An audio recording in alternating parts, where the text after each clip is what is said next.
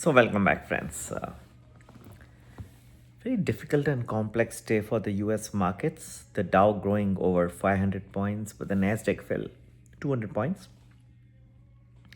At one point, it was down 380, and S&P 500 closed approximately flat.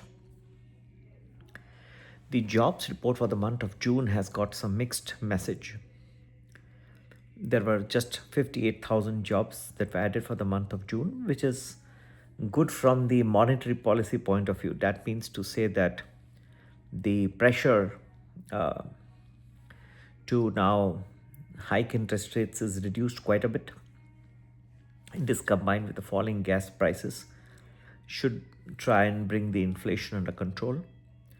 In fact, this opens up a little possibility of interest rate cut a little while into the future.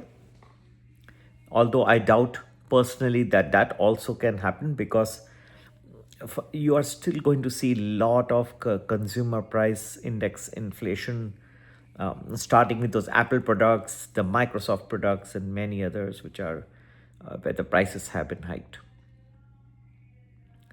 So we have the possibility of interest rates at least not going up now in the near future, which is a good trigger point. The downside is if you analyze the jobs report, you will find that the labor participation is now at a 50-year low. Labor participation means the number of people who would like to be a part of the job market. That's gone down. It's the lowest in the last 50 years, except for the COVID era. But the COVID era was an exception because people, even involuntarily, were dropping out to avoid the contact with others and getting COVID. So situation is quite grim, I would say, at this point of time. The unemployment rate, in fact, fell down, but this was misleading because of many people dropping out of the job market. Okay, so that prospect of a hike in interest rates is now reduced to some extent, and that is what the markets cheered quite a bit. So we had oil prices continuing to go down, but as you're seeing, on the way up they went very fast, but on the way down they have come down quite a bit in the last 1 month. But suddenly now Brent crude is hovering around at $71 mark for a pretty long time. We had gold and silver also going up in sympathy,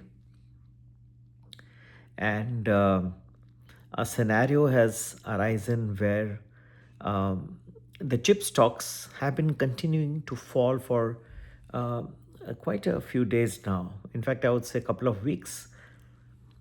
There's a scenario also that is getting built of sector rotation from the new age stocks, the chips, the AI related stocks, back to the old economy. Because if oil is falling, then that's a boost to the old economy stocks, so as to say. It could also be a boost to countries where the focus has not been as much on artificial intelligence, such as India.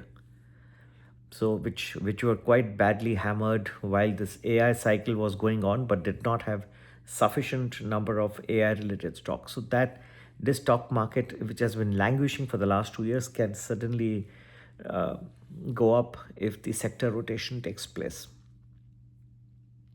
I still feel that the AI theme is not yet completely over. Some more euphoria is still left, and you should enjoy the party while the music is going on, as they say, right?